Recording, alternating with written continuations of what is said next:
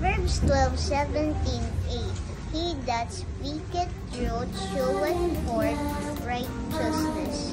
Proverbs 12:17-8. Proverbs 12:17-8. He that speaketh truth showeth forth righteousness. Proverbs 12:17-8.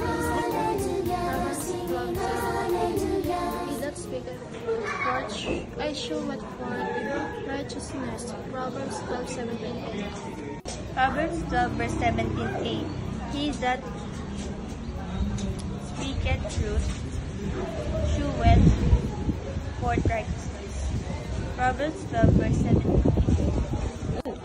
Proverbs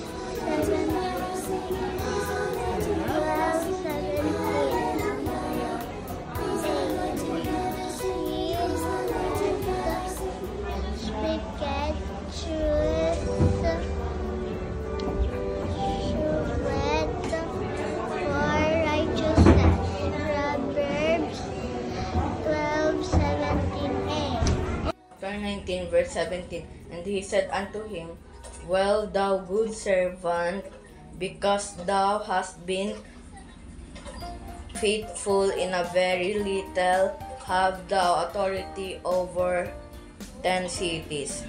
Thank you po. 19 verse 17. And he said unto him, Well, thou good servant, because thou hast been faithful in a very little, have thou authority over 10 cities. Luke chapter 19 verse 17.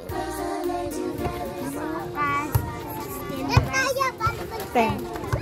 Ang sa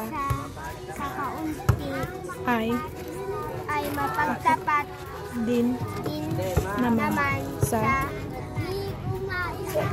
marami at ang di matuwid sa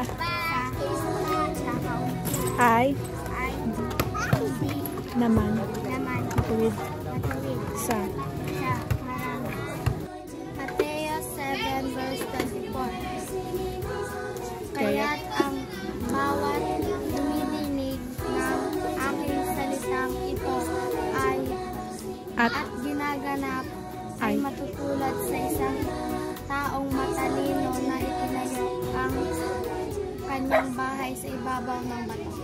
Luka 16:10. Ang mapagtapat sa kaunti ay mapagtapat din naman sa marami. Ang di matuwid sa kaunti ay di rin naman matuwid sa marami.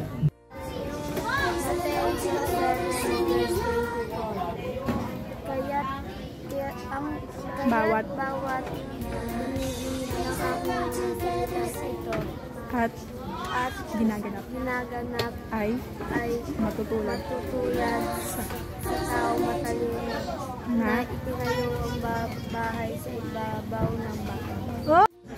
Mateo 7 verse 24. Kaya ang bawat dumidinig ng aking mga salitang ito at ginaganap ay matutulad sa taong matalino na itinayo ang kanyang bahay sa ibabaw ng bato.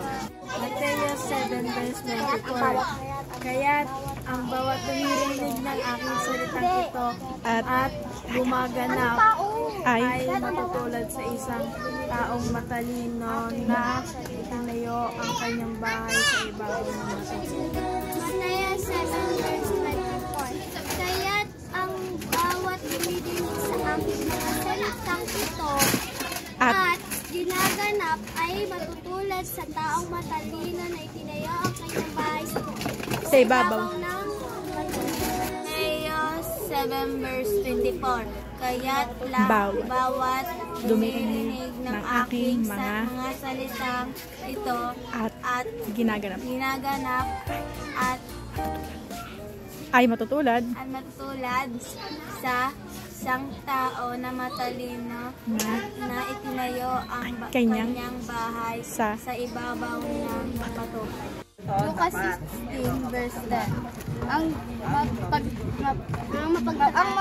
Ang mapagtapat sa kakaunti ay mapagtapat din naman sa marami. At ang hindi matuwid sa kakaunti ay hindi din matuwid sa marami.